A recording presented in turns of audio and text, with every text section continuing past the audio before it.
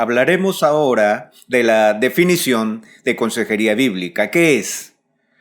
Yo llamo a esta clase discipulado y la palabra que empieza con C. La palabra C es de consejería. La llamo la palabra C porque no todos la entienden de la misma manera. Todo término tiene un significado y una connotación. El significado de una palabra es como el diccionario la define. Pero la connotación es más el sentimiento o asociación que produce la palabra en las personas. Le voy a dar ahora un par de ejemplos. Si digo la palabra alcohol, tú sabes lo que eso significa. Básicamente una sustancia química. Y también sabes de lo que es capaz si es introducido al cuerpo humano. Ese es su significado. La connotación de esto será diferente de acuerdo a las asociaciones que tu trasfondo produzca. Algunos escuchan la palabra alcohol y la asocian en forma automática con embriaguez. Otros la oyen, que quizás tienen algún trasfondo relacionado con la medicina y lo asocian con instrumentos médicos esterilizados. El significado de la palabra es la definición. La connotación de la palabra son las asociaciones que haces con ellas, ¿ok? Podríamos hacer la misma cosa con la palabra inmigrante. Todos conocemos el significado de esa palabra. Es alguien que ha migrado de un país de origen a otro. Pero aún con esto, muchos de nosotros podríamos tener diferentes connotaciones asociadas con la palabra. Y vemos esto aún en la política y en la forma en que las decisiones han sido y son tomadas en las relaciones exteriores y otros temas. No se preocupen, no entraré allí. Solo quisiera recalcarte que las palabras tienen significado, pero también tienen connotaciones. Veamos la consejería. Si me pidieran definir consejería, pudiéramos juntar algunas piezas y sacar algo como esto. Una relación formal organizada por la cual el consejo es dado por un profesional o una persona entrenada a alguien que está en la necesidad de ese entrenamiento. Pero la connotación de consejería puede ser muchas cosas distintas. Ahora mismo quiero empezar definiendo consejería bíblica para librarnos de dos extremos que a menudo he visto que las personas tienen y son como connotaciones para consejería. Un extremo es a menudo oír que se piensa que la consejería es realmente desagradable. Es algo que debería causar temor, que es algo para aquellos, una parte de la población que es particularmente chiflada o quebrada. Ellos están de acuerdo con la consejería como un concepto, pero si alguna vez les sugeriría que ellos necesitan consejería, se alarmarían y hasta se avergonzarían porque lo asocian con alguien que quiere entrar y explorar mis sentimientos más profundos y hacerme llorar y usar muchos pañuelitos. Honestamente, nadie quisiera pasar por algo como eso. Para algunos, las connotaciones con la palabra consejería son muy desagradables. No es algo que calce dentro del discipulado habitual o de la vida regular de una persona normal o del cristiano normal.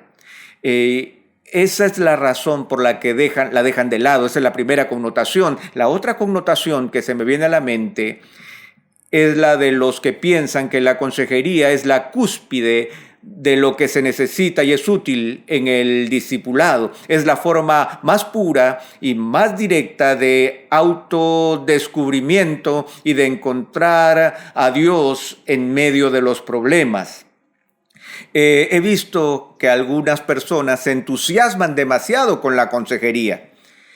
Piensan que cada iglesia debería tener esto como su ministerio primario. Creen que las iglesias que no tienen esto están de alguna manera en pecado. Y la forma en que ellos hablan nos hace sentir como si la iglesia hubiera perdido por 2000 años algo que era realmente necesario para transformar las vidas, pero la consejería recién se ha formalizado en las últimas décadas.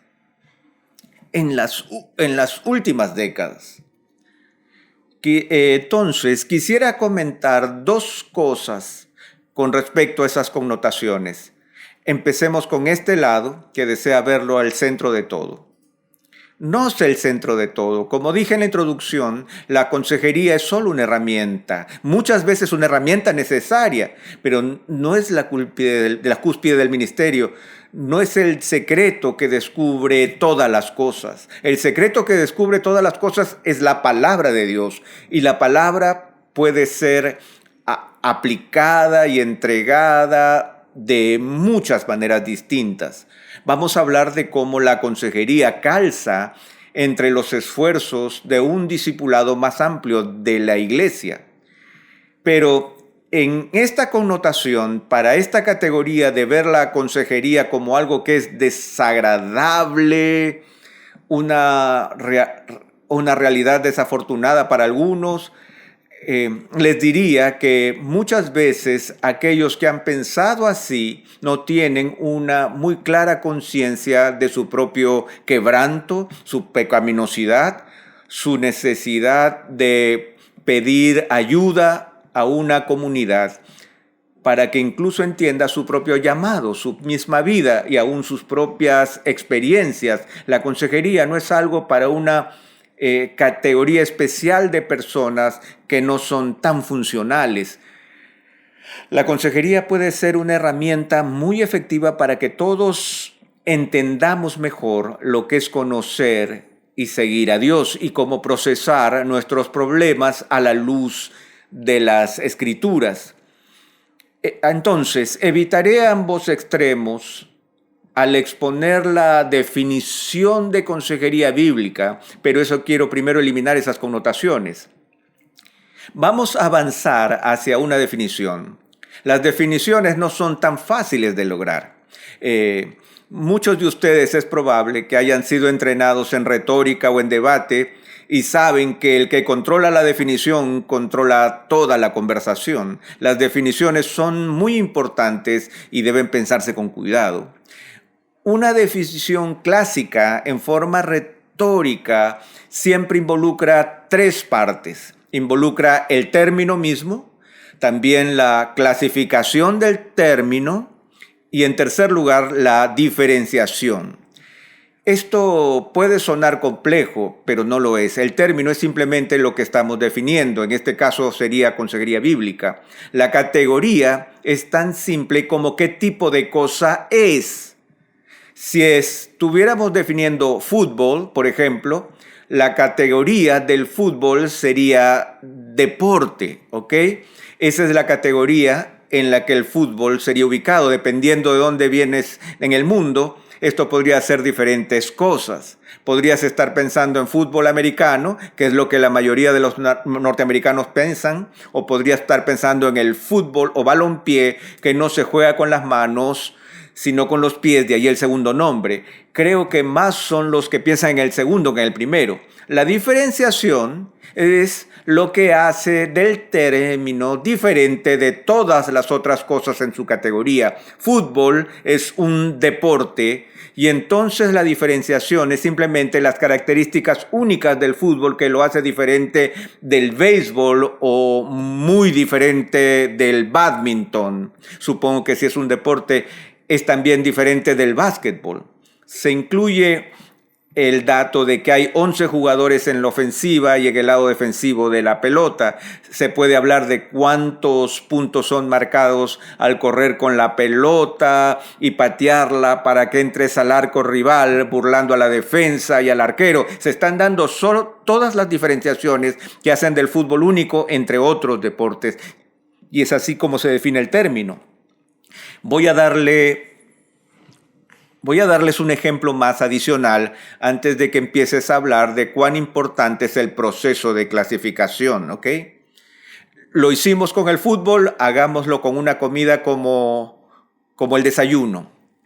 Si te pidiera que definas desayuno, pones desayuno en el término, debajo de qué clasificación está es una comida. El desayuno es una comida y luego la diferenciación es solo lo que lo separa o lo diferencia el desayuno de otras comidas. La diferencia entre el desayuno y el almuerzo o el desayuno y la comida, o si te gusta la comida rápida, la diferencia entre el desayuno y esa comida, por decir algo. Entonces, el desayuno es una comida. La diferenciación se establecería con aquellas cosas que típicamente se comen en la mañana. Esto involucra un número limitado de tipos de comidas. Así como esto funciona, tienes el término, la clasificación y luego la diferenciación.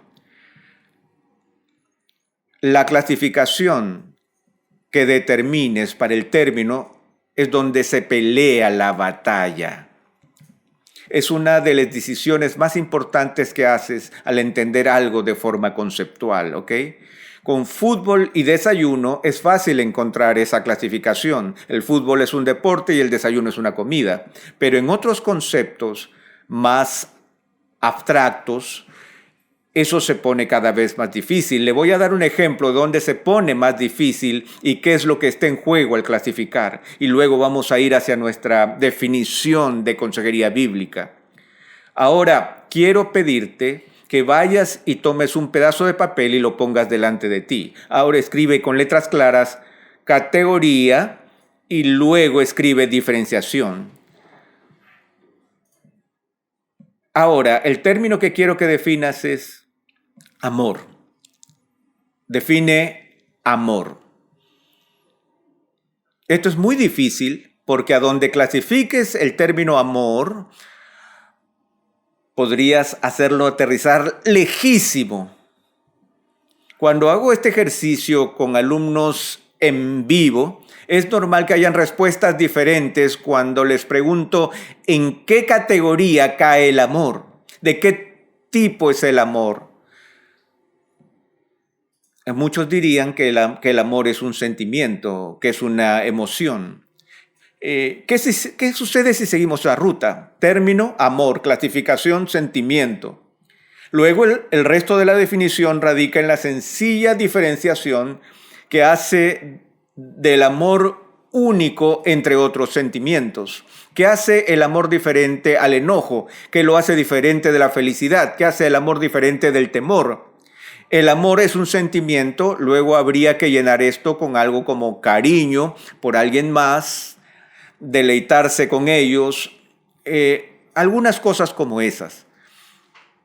Pero esto tiene enormes implicancias en el vivir humano y en especial en la consejería. Porque tal definición de amor, por ejemplo, sea lo que lo escriba la gente o no, es mayormente lo que nuestra cultura establece. Y por nuestra cultura me refiero a la cultura occidental que impera en la mayor parte del mundo, donde el amor se define en primer lugar como un sentimiento. Si defines al amor como un sentimiento en esa forma, simplemente lo diferencia de otros sentimientos. Entonces, cuando una pareja casada va a la consejería y ellos te dicen que queremos divorciarnos porque ya no nos amamos más, ¿qué le dirás? Porque ellos están informando con precisión que ellos ya no tienen sentimientos que tenían, sentimientos de cariño que tuvieron uno por el otro. Eso se ha ido, no están mintiendo, están diciendo la verdad. Es un informe verdadero o un testimonio veraz de lo que están experimentando. El problema radica en la definición del amor. El amor es sentimiento, cariño, por lo tanto ese amor se puede ir. Entonces, para un pensador cristiano que trata de ser teológico en todas sus definiciones conceptuales con las que lidia, tiene que definir amor de forma distinta. Debe empezar con una clasificación distinta. El amor no es un sentimiento, aunque una mente bíblica reconocería que los sentimientos están involucrados, pero no al nivel de clasificación. El amor es, ¿qué pondríamos nosotros allí? Probemos con esto. El amor es un compromiso, ¿ok? El amor es un compromiso y luego la diferenciación es de forma sencilla. lo que hace el amor diferente de todos los otros tipos de compromiso, porque eso hay muchos tipos. Por ejemplo, es probable que tengas un compromiso con un proveedor de servicio de celular como Claro o Telefónica.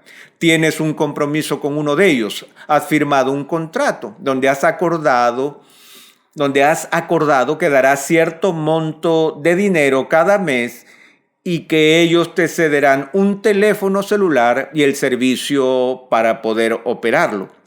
Si uno de ellos dejara de hacer lo que se había comprometido a hacer, ya sea que el proveedor deja de darte el servicio o que tú dejas de pagarle al proveedor, adivina lo que sucederá. Se rompe el compromiso, se anula el contrato y se arma un lío con todos los cobros. Ese es un tipo de compromiso. También tienes un tipo de compromiso con el seminario con el que tomas este curso, con el seminario Southern.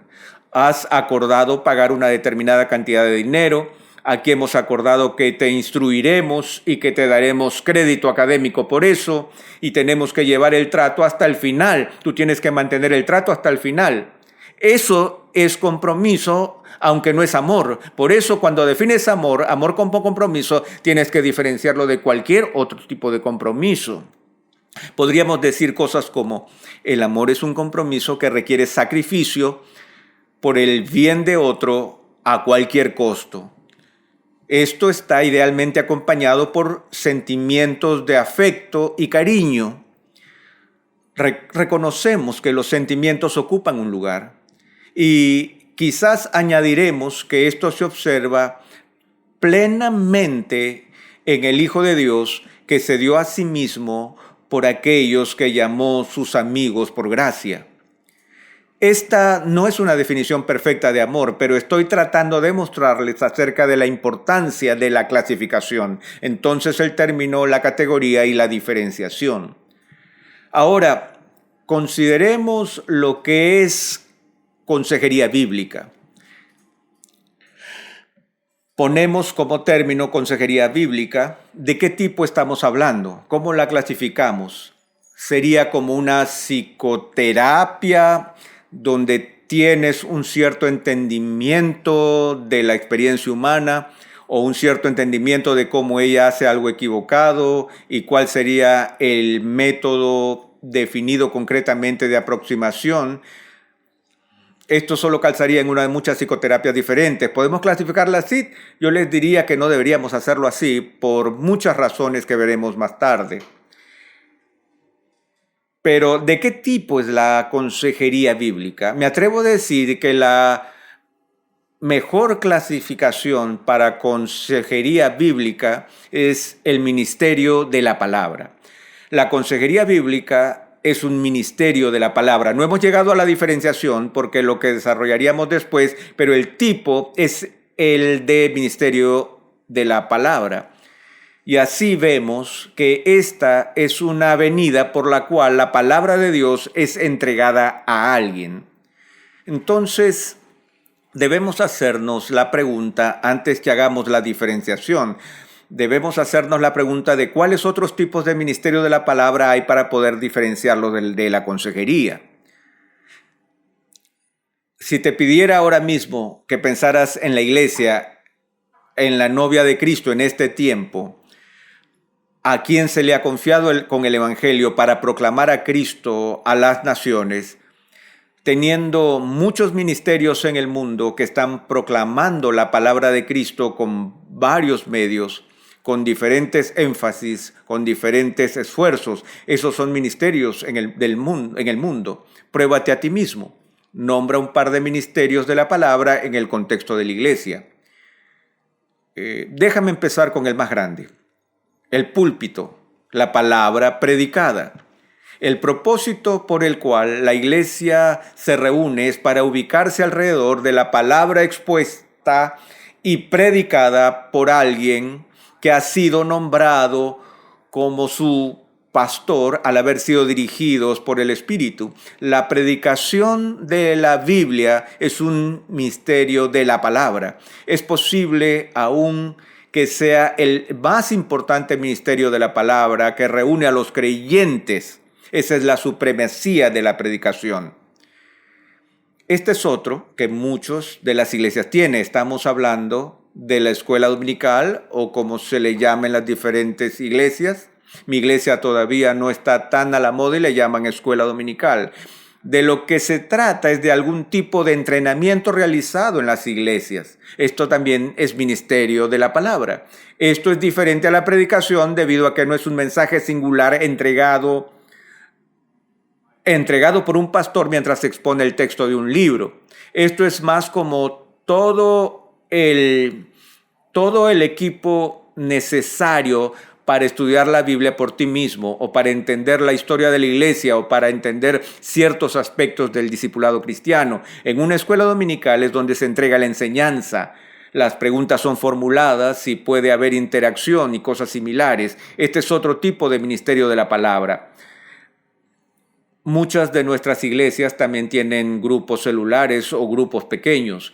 Si están realizando este tipo de grupos, entonces también son ministerio de la palabra. Ustedes no se juntan para simplemente hablar del Real Madrid o de cualquier otra circunstancia de la vida.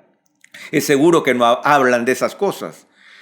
Por el contrario, se juntan con el propósito de abrir la Biblia y considerar lo que la Biblia dice de las circunstancias y experiencias de las personas en el grupo pequeño. Oran mutuamente unos por otros, comparten peticiones de oración, pero todo se centra en la palabra.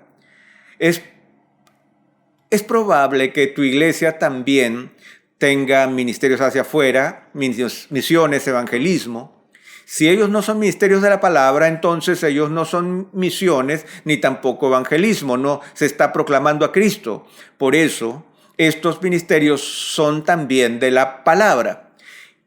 Y eso no significa que se esté necesariamente citando textos bíblicos mientras se alimenta al pueblo o mientras se ordenan sus hogares o cosas similares, sino que todo lo que hacemos es en servicio de la proclamación de la palabra de Dios. Espero que estés percibiendo el tema. Existen otros ejemplos de ministerios de la palabra. Hay muchos más. Podríamos hablar de la música, de la rendición de cuentas, mentorías, en medio de las relaciones. Podríamos hablar del ministerio infantil. La expectativa es que ellos son ministerios de la palabra. Ahora, permítanme darles algunas importantes características o rasgos del ministerio de la palabra que todos los ministerios de la palabra, incluyendo la consejería, deben tener. Primero, ellos están organizados alrededor de la palabra de Dios.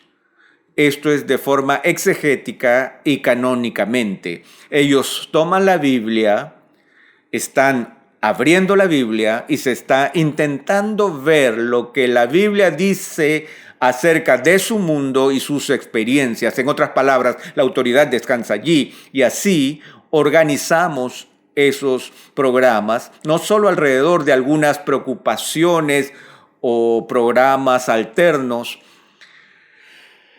sino organizarlo alrededor de la palabra de Dios. Lo segundo es que ellos están centrados en el mensaje central de las Escrituras y este es el Evangelio de Jesucristo. Así, un ministerio de la palabra no es solo leer la Biblia y pensar que el trabajo está hecho. Es leer la Biblia con la intención con que la Biblia por la que fue escrita y el propósito de la Biblia desde Génesis hasta Apocalipsis es revelar a la segunda persona de la Trinidad, el Hijo de Dios, Jesucristo, quien vino para salvar a los pecadores. Se trata del mismo mensaje centrado en el Evangelio. No solo estamos dando principios para el comportamiento de la vida, no estamos solo buscando principios inspiradores de liderazgo.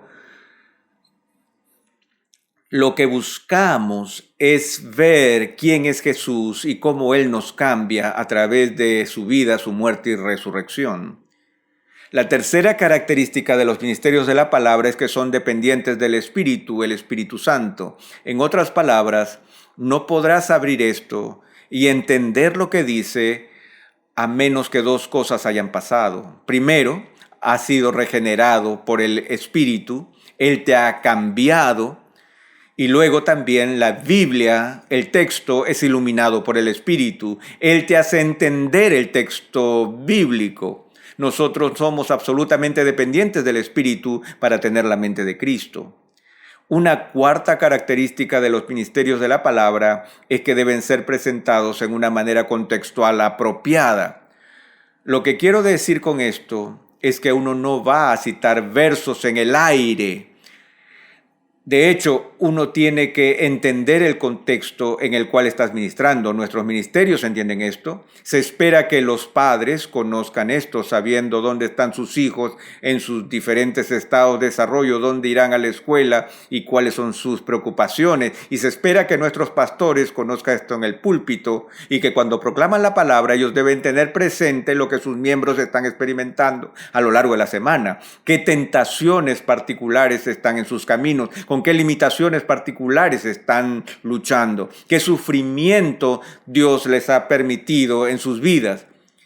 Tenemos que entender el contexto en el cual estamos proclamando la palabra con el fin de ser fieles a esta tarea, fieles a este ministerio.